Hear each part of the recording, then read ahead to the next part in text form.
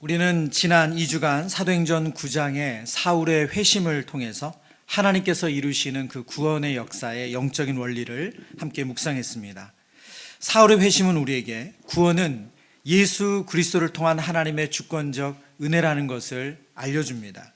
그리고 구원은 강제가 아니라 인격적인 관계 속에서 일어난다는 것을 우리에게 알려줍니다. 그리고 회심은, 이렇게 일어난 구원으로 인한 회심은 신앙생활의 마침표, 그것이 끝이 아니라 바로 출발선이라는 것을 우리에게 알려줍니다. 또한 회심한 성도는 건강한 신앙 공동체 안에 소속되어야 한다는 것도 알려주고 있습니다. 그리고 회심한 성도는 복음을 증거하는 사명을 하나님께로부터 부여받는다는 것을 우리는 지난 2주간의 말씀을 통해서 묵상했습니다. 성경이 사울의 회심을 구체적으로 알려주는 것은 사울 한 사람의 회심이 얼마나 극적이었느냐 하는 것을 알려주기 위한 것이 아닙니다. 사울의 회심은 모든 그리스도인들에게 일어나는 그 구원에 대한 영적인 원리와 그리고 하나님께서 우리를 통해서 일하고 계심을 깨닫게 하시기 위해서 하나님께서 알려주시는 말씀입니다. 그렇다면 이 한 사람의 회심이 진실된 것인가? 그가 진정으로 회심했다는 것을 우리가 어떻게 알 수 있는지 이것에 대한 질문이 생깁니다. 우리가 정말 예수님을 믿는다고 하면, 그리고 거듭났다고 하면 그것이 정말 하나님 앞에서 진실된 것인가? 그것을 확인할 수 있어야 되겠죠. 물론 이 질문에 대해서는 중요한 전제가 있습니다. 구원을 받고 받지 않았음을 알 수 있는 분은 오직 하나님 한 분밖에 없습니다. 누구도 그 사람의 그 중심을 알지 못하기 때문에 이 사람은 이런 사람이니까 구원받았다, 이 사람이 이런 사람이니까 구원받지 못했다라고 판단할 수 있는 사람은 이 땅에 아무도 없다는 거예요. 그러나 신학자들은 말씀을 근거로 회심했다고 한다면, 거듭났다고 한다면 그 사람은 이런 증거가 나타난다는 것을 성경을 통해서 몇 가지로 정리를 했습니다. 합동신학대학원 대학교 이승구 교수님은 회심의 증거로 세 가지를 설명합니다. 첫 번째는 계속해서 회개한다는 거예요. 거듭난 사람, 구원받은 사람, 예수님을 인격적으로 만난 사람은 계속해서 회개를 한다는 겁니다. 우리가 거듭났다고 하는 것은 한 번에 예수님을 만나서 회개하는 것으로 끝나는 것이 아니라 말씀을 대하고 기도하고 예배 드릴 때마다 하나님의 말씀에 비춰진 자기 자신을 보고 회개하게 된다는 겁니다. 두 번째, 회심의 증거로 말씀을 끊임없이 공급받으려 한다고 말합니다. 회심한 사람은 참빛으로 나아가려는 마음을 갖습니다. 그래서 말씀을 가까이 한다는 거죠. 잘못된 가르침을 좇지 않고 진리의 빛을 향해 나아가는 마음을 갖게 된다고 합니다. 우리가 은혜를 받으면, 예수님을 알게 되면 그 예수님을 더 알고자 하는 마음, 그 마음을 가지고 말씀 앞에 나아가는 것, 그것이 회심의 증거라는 거예요. 거듭났다고 하는데 말씀을 가까이 하지 않는다, 말씀에 대한 궁금함이 없다, 그것은 맞지 않죠. 이것은 되게 어려운 이야기가 아니라 우리가 누군가의 사랑에 빠진다고 한다면, 그래서 그 사람을 사랑한다고 고백했어요. 그러면 그것으로 끝나는 게 아니라 더 궁금해지죠. 더 알고 싶죠. 세 번째, 이승구 교수님은 회심의 증거로 날마다 하나님께 더 가까이 나아가는 것으로 설명합니다. 이것은 어떻게 보면 첫 번째, 두 번째 증거와 크게 다르지 않습니다. 회심한 성도는, 거듭난 성도는 날마다 하나님께 더 가까이 나아가 이미 하나님께 가까워졌지만 더 가까이 나아가기를 사모한다는 거예요. 그게 회심의 증거라는 거예요. 진정한 회심은 하나님을 더 알고자 하는 마음을 갖게 한다. 그것이 회심의 증거라고 말합니다.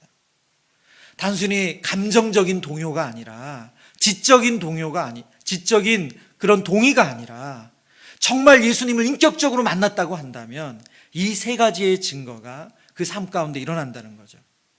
이 위에 세 가지, 제가 말씀드린 이 세 가지를 가지고 사울의 회심을 본다면 사울은 진실로 회심한 신자가 맞습니다. 먼저 사울은 자신의 죄를 하나님 앞에 계속해서 회개합니다. 디모데전서에 사울이 자신에 대한 죄에 대한 고백을 보면, 디모데전서는 그의 사역의 후반기에 기록된 성경 말씀이잖아요. 디모데전서 1장 15절 말씀입니다. 우리 함께 읽어보겠습니다. 미쁘다 모든 사람이 받을 만한 이 말이여, 그리스도 예수께서 죄인을 구원하시려고 세상에 임하셨다 하였도다. 죄인 중에 내가 괴순이라. 아멘. 사도 바울은 그가 하나님 앞에 어떤 사람이냐, 자신이 어떤 모습이냐를 말할 때 저는 죄인 중에 괴수라고 말합니다. 저는 죄인 중에 괴수입니다. 그는 하나님 앞에 늘 이 회개하는 마음으로 하나님 앞에 살았던 사람입니다. 그리고 서신서 곳곳에, 사도 바울이 쓴 그 서신서 곳곳에 말씀에 대한 강조와 사모함은 곳곳에서 반복적으로 나타납니다. 그는 예수 그리스도에 대한 지식이 가장 고상하고 그가 그동안 추구했던 지식은 배설물과 같다, 이렇게 고백합니다. 하나님에 대한 목마른 간절함을 가지고 살아가는 우리가 사울을, 곧 바울을 볼 수가 있습니다. 빌립보서 3장 12절 13절 말씀, 우리에게 너무나도 익숙한 말씀이죠. 내가 이미 얻었다 함도 아니요 온전히 이루었다 함도 아니라 오직 내가 그리스도 예수께 잡힌 바 된 그것을 잡으려고 달려가노라. 형제들아, 나는 아직 내가 잡은 줄로 여기지 아니하고 오직 한 일, 즉 뒤에 있는 것은 잊어버리고 앞에 있는 것을 잡으려고. 사도 바울이 하나님에 대한 그 간절한 마음, 더 알고자 하는 마음, 그 은혜를 사모하는 마음이 어떻게 이보다 더 간절하게 표현될 수 있겠습니까? 지금까지 그가 받은 은혜, 그건 아무것도 아니라는 거예요. 더 간절히 주님 알길 원하고 더 간절히 주님 만나길 원한다. 이승규 교수님의 설명대로 하나님께 더 가까이 나아가고자 하는 그 간절한 마음, 이 마음을 오늘 본문을 통해서 확인합니다. 이것이 바로 회심의 증거입니다. 이런 회심의 증거는 마태복음 7장에서 예수님께서 제자들에게 하신 말씀과 맥락을 같이 하는데요. 마태복음 7장 20절 21절 말씀, 이러므로 그들의 열매로 그들을 알리라. 나더러 주여 주여 하는 자마다 다 천국에 들어갈 것이 아니요 다만 하늘에 계신 내 아버지의 뜻대로 행하는 자라야 들어가리라. 예수님은 천국에 들어가는 사람, 천국에 합당한 사람을 어떤 사람이라고 말씀하냐면 그들의 열매로 그들을 안대요. 말로만 주여 주여 하는 자들이 아니라 그들의 삶의 열매로 그들을 안다고 말합니다. 예수님을 인격적으로 만난 사람은 그 삶에 그 합당한 열매를 맺는다는 거죠. 변화가 있다는 겁니다. 오늘 본문의 말씀은 바로 회심한 사울의 삶의 변화가 구체적으로 어떻게 일어났는지를 오늘 성경이 우리에게 알려주고 있습니다. 그 첫 번째 변화는 바로 복음의 증인으로 그가 변화됩니다. 20절 말씀에 보면 즉시로 각 회당에서 예수가 하나님의 아들이심을 전파하니 라고 말씀합니다. 사울은 다메섹에 예수 믿는 사람들을 핍박하기 위해서 가고 있었습니다. 그가 그러니까 회당에 가는 것 자체의 원래 목적은 회당에서 잘못된 이단, 그 생각으로는 바로 나사렛 이단에 빠진 잘못된 이단을 믿는 그들을 색출하고 그래서 그들을 다시 감옥에 가두기 위해서 다메섹으로 가고 있었죠. 오늘 본문에 보면 그런데 그가 즉시로라고 말합니다. 이것은 바로라는 의미를 가지고 있죠. 그는 회당에 방문하는 목적이 그리스도인을 색출하는 거였는데, 박해하는 것이었는데 이제는 그것이 바뀌었습니다. 그가 바로 복음을 전하는 사람으로, 복음이신 예수님을 증거하는 걸로 바뀌었음을 성경이 말씀합니다.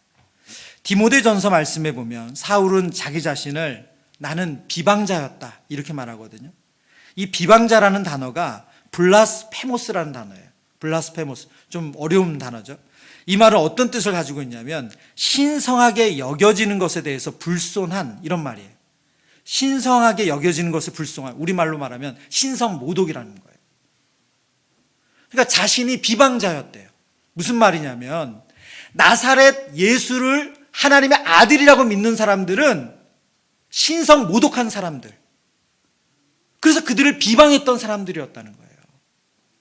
그런 그가 지금 오늘 뭐라고 말하냐면 예수가 하나님의 아들이다, 예수가 하나님이시다고 지금 복음을 전하고 있는 거예요. 갈라디아서 1장 16절 말씀에도 이것을 다시 한번 알 수 있는데요. 그의 아들을, 여기서 그의 아들이 누굽니까? 바로 하나님의 아들이신 예수님을 표현하는 거예요.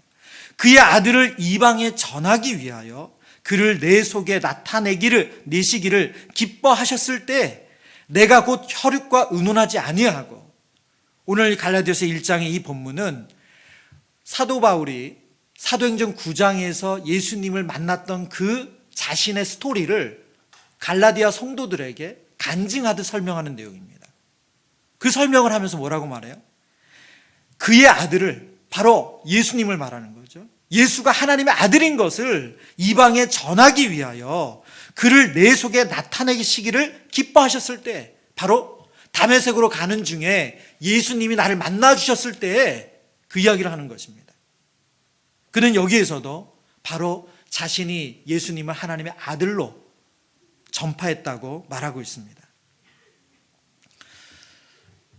그러니까 다메섹으로 가는 사울에게 예수는 나사렛 이단이었어요.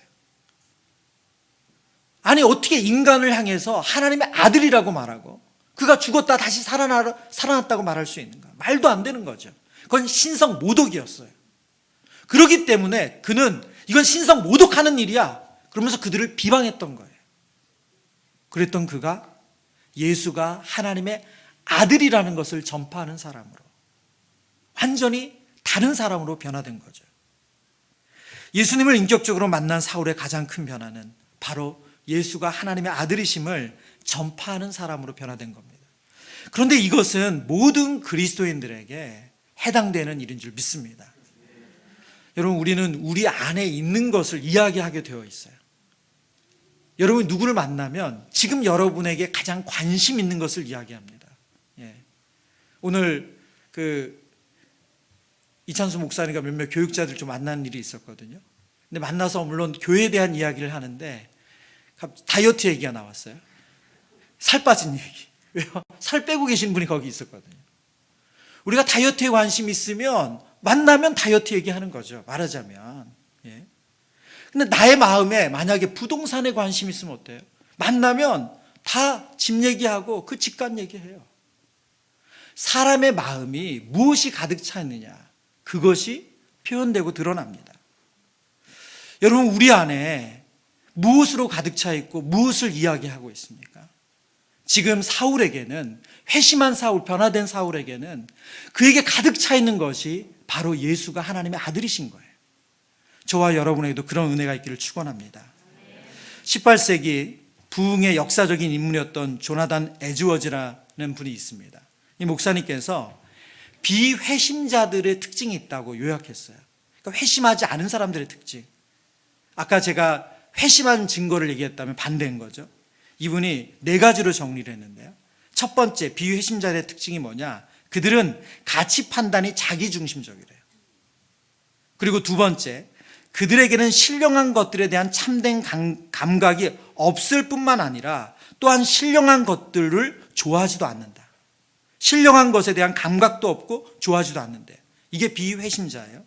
세 번째, 그들에게는 하나님의 마음, 곧 거룩한 정서가 없다. 오히려 자연적인 본성이 변화를 받아본 적이 없기 때문에 은혜의 세계에 대해서도 반감을 가지고 있다.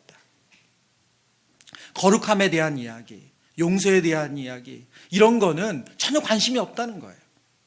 네 번째, 그들의 의지는 하나님께 굴복하지 않는다. 본성적으로 하나님께서 세우신 질서, 그리고 거룩한 은혜의 수단들을 배척한다. 하나님의 사랑보다는 자기 사랑의 질서를 따라 살고 있기 때문이다. 이렇게 설명합니다. 회심한 사람 중에 그렇다고 한다면, 우리가 회심했다고 한다면 이것을 거꾸로 사는 삶이겠죠. 근데 여러분, 비회심자의 첫 번째 모습이 어떤 모습입니까? 바로 그들의 가치 판단이 자기중심적이래요. 그러면 회심한 사람은요, 바로 자기중심에서 하나님 중심으로 바뀌겠죠. 사울의 가장 큰 변화가 예수가 하나님의 아들이신 걸로 바뀌어졌어요. 왜 이게 바뀌어졌을까요? 그의 자기중심적인, 내가 믿는 게 맞아 라는 그 자기중심성이 하나님의 중심성으로 바뀌어지면서 하나님의 관심이 바로 사울의 관심이 됐어요. 하나님의 관심은 무엇입니까? 모든 하나님의 형상들이, 이 땅의 모든 사람들이 바로 하나님의 자녀가 되는 거예요. 그 영혼이 예수가 하나님의 아들이신 것을 믿고 하나님께 돌아오는 거예요. 그래서 그의 삶의 목표가 바뀌었습니다. 여러분, 전도를 은사로 생각하는 분들이 있습니다. 그러나 성경은 전도를 은사로 말하지 않아요. 전도는 모든 그리스도인들에게 하나님께서 맡기신 사명입니다. 성경을 보면 바울은 언변이 뛰어난 사람이 아니었어요. 그러니까 말을 잘해가지고 사람들에게 설득하는 사람이 아니었어요. 그러나 우리는 바울이 얼마나 탁월한 전도자였는지 알고 있습니다. 왜요? 그는 자기 중심성을 버리고 하나님 중심성으로 하나님의 마음을 품고 있었기 때문에 이것이 가능한 줄 믿습니다. 저희 안에 동일한 은혜가 있기를 축원합니다. 사울의 변화 두 번째는 박해하는 사람에서 핍박받는 사람으로 변화됐다는 거예요. 본문 23절 말씀입니다. 여러 날이 지나매 유대인들이 사울 죽이기를 공모하더니, 지금 사울이 사람들을 박해하러 다녔는데 이제는 복음을 전하다가 유대인들이 사울을 죽이려 한다는 거예요. 29절에 이런 똑같은 내용이 한 번 더 반복되는데요. 또 주 예수의 이름으로 담대히 말하고 헬라파 유대인들과 함께 말하며 변론하니 그 사람들이 죽이려고 힘쓰거늘. 지금 그 사람들이 죽이려고 힘쓴다는 대상이 누구냐? 바로 사울이에요. 사울이 다메섹에서 복음을 전하자 다메섹에 있는 유대인들이 사울을 죽이기를 공모했다고 말합니다. 29절은 사울이 예루살렘에 있을 때 복음 전하는 내용이거든요. 그런데 그가 예수의 이름을 담대히 말하니까 헬라파 유대인들이 그것에 대해서 변론을 하다가 그 말이 먹히지 않으니까 어떻게 했다고요? 그렇죠. 사울을 죽이려 했다는 거예요. 여기서 이 죽이려 했다는 단어가 아나이네우라는 헬라어입니다. 아나이네우. 오늘 본문에 두 번 반복되는데요. 제거하다, 취하다 이런 뜻이에요. 사울을 제거하려고 하다, 사울의 목숨을 취하다, 그런 의미를 가지고 있습니다. 사울의 별명은 믿는 사람들에게는 박해자였어요. 박해자. 예. 사울 그러면 핍박하는 사람, 박해하는 사람, 이런 별명을 가진 사람이에요. 제가 학창 시절에 학교마다 이제 무서운 선생님들의 그 별명이 있었어요.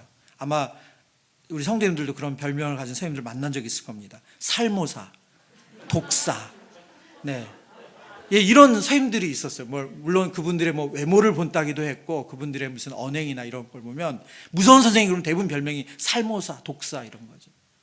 사울에게는 별명이 박해자였다는 거예요.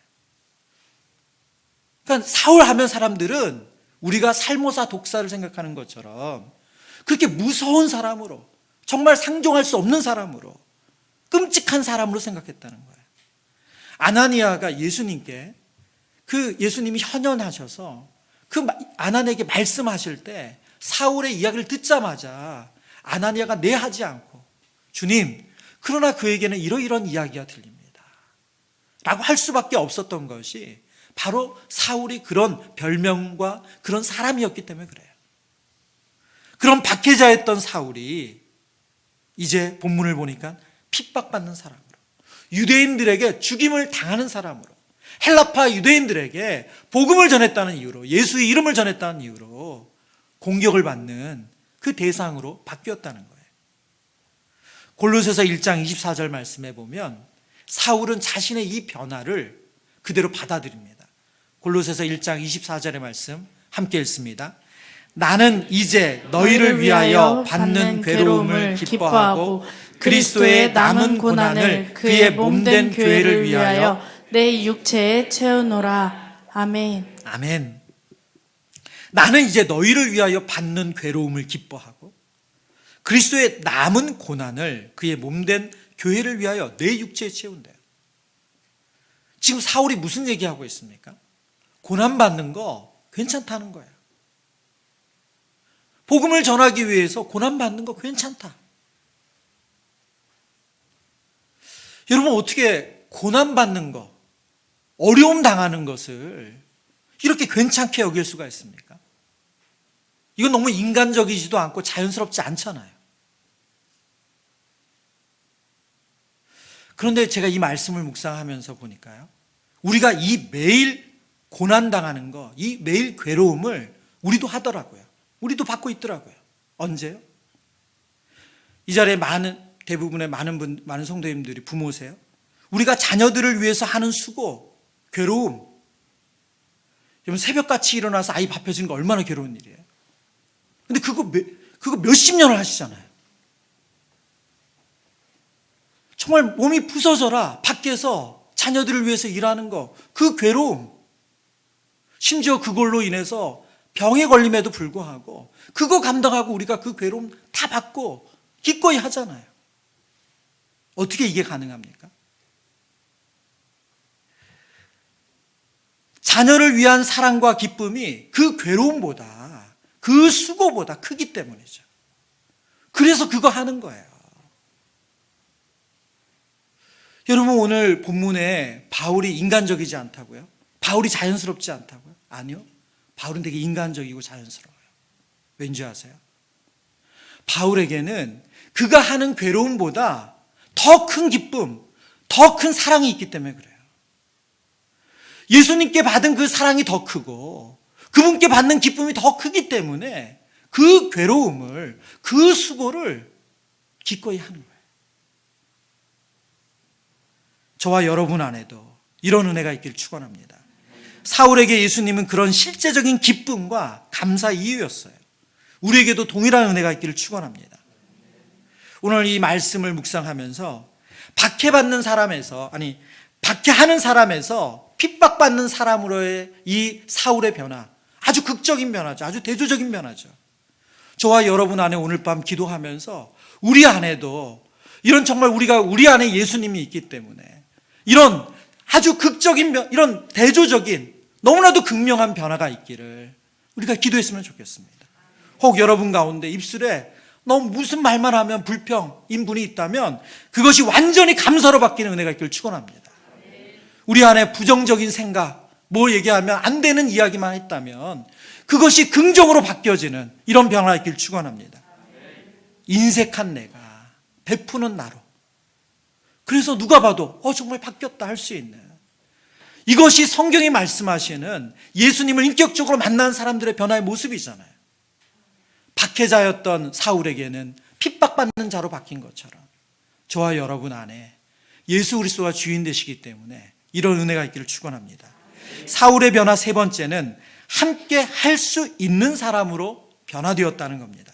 본문 26절의 말씀, 사울이 예루살렘에 가서 제자들을 사귀고자 하나 다 두려워하여 그가 제자됨을 믿지 아니하니.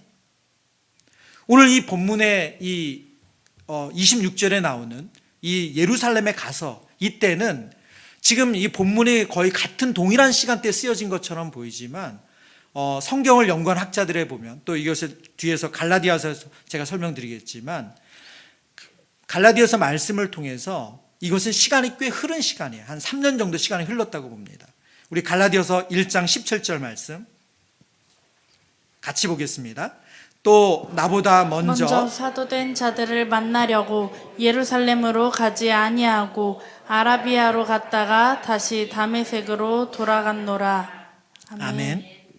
지금 제가 아까 갈라디아서 1장 16절 말씀을 우리가 좀 전에 읽었죠. 이 1장의 이 내용은 갈라디아 성도들에게 자신이 어떻게 예수님 인격적으로 만나는지를 간증처럼 이야기하는 내용이거든요. 거기서 지금 사울이 이렇게 말하고 있어요. 나보다 먼저 사도된 자들을 만나려고 예루살렘으로 가지 아니하고, 그가 지금 회심한 이후에 바로 예루살렘을 가지 않았대요. 그리고 어디로 갔어요? 아라비아로 갔다가 그리고 다시 다메섹으로 갔대요. 그러니까 오늘 본문 앞서서 다메섹에서 복음 전하다가 핍박받은 이야기는 아라비아를 갔다가 다시 와서 다메섹에서 복음을 전했다는 이야기예요. 그리고 그 기간을 성경학자들은 한 3년이라는 기간으로 봅니다.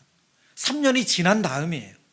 그런데 3년이 지났음에도 불구하고 지금 사울이 예루살렘으로 가서 제자들과 사귀고자 하는데 제자들이 어떻게 했다고? 다 두려워했대요. 그럼 만나길 꺼려했대요. 왜요?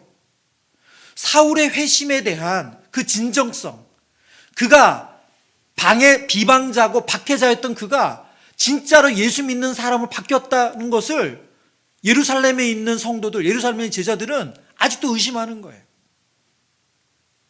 그들의 의심이 너무 이상한가요? 왜요? 그들은 실제적으로 눈앞에서 사울이 어떤 사람인지를 보았어요. 말하자면 그런 트라우마가 있어요. 예루살렘에 너무나도 훌륭한 집사님 중에 한 분인 스데반 집사님이 그가 순교당할 때 가장 앞장서서 그 선봉에 섰던 사람이 바로 이 사울이었어요. 그러니까 사울이 어떻게 그들의 믿음의 지체를 죽였는지를 그들이 보았고 알고 있기 때문에 사울이 바뀌었다, 사울이 변화됐다, 이걸 쉽게 받아들이기가 너무 어려운 거죠. 그런 그를 예루살렘 교회의 제자들과 교제할 수 있도록 도왔던 인물이 있습니다. 바로 바나바입니다.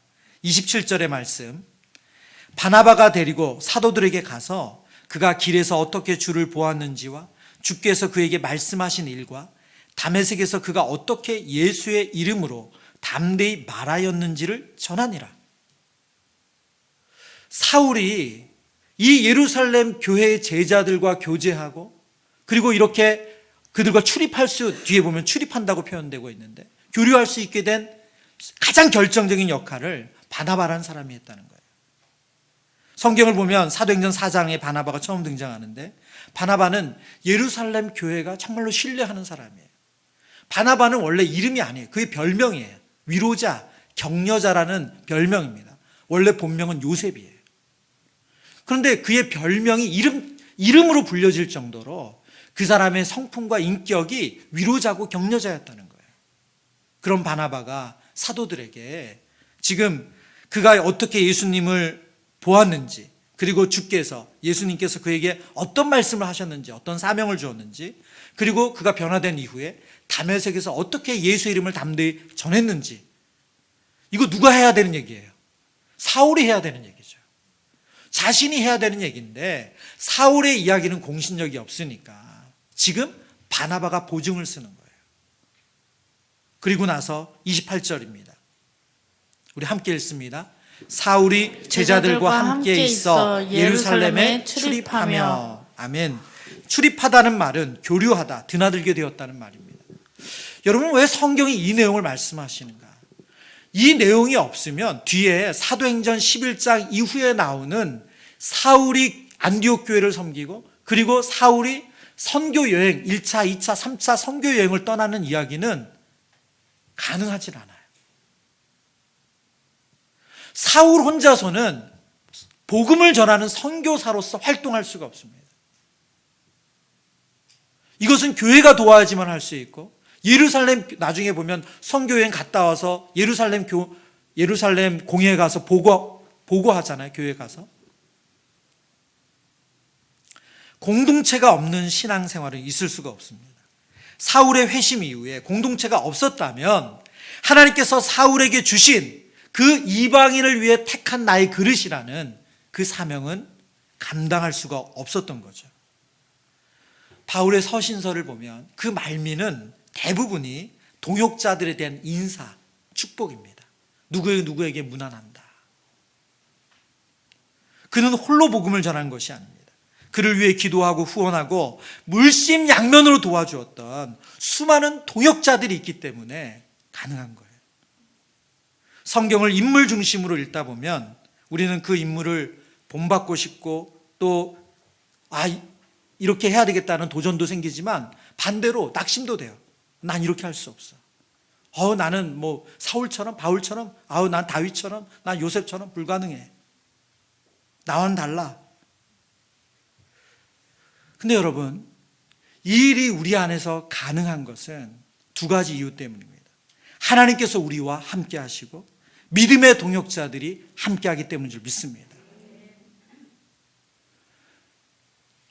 태생부터 영웅이어서 태생부터 될 만한 사람이어서 그가 그렇게 된 것이 아니라 하나님께서 함께 하시고 믿음의 공동체가 함께해서 그런 일이 가능한 줄 믿습니다. 오늘 동일하게 하나님께서 우리를 통해서 하나님의 사람인 하나님의 자녀된 우리를 통해서 이 믿음의 역사를 우리를 통해서 이루기 원하시는 줄 믿습니다. 말씀을 정리합니다. 초대 교회도 그렇지만 현대 교회도 수많은 영적인 공격을 받고 있습니다. 현재 현대 교회는 세속주의와 이단의 공격, 정말 수없는 이단의 공격을 받고 있습니다. 그래서 도저히 우리가 어떻게 감당할 수 있을까? 정말 이길 수 있을까? 지켜낼 수 있을까? 하는 불안한 마음을 우리가 갖게 됩니다. 그러나 하나님께서 우리 가운데 함께 하시고, 그리고 성도들이 말씀 안에서 하나 된 믿음의 공동체가 된다면 하나님의 그 뜻을 이루어낼 수 있는 줄 믿습니다. 이것이 바로 오늘 성경이 우리에게 말씀하시는 내용이에요. 그래서 오늘 사울의 변화가 우리의 변화되기를 우리가 기대하며 기도하는 복된 밤이 되기를 축원합니다. 우리가 함께 찬양하며 기도하겠습니다.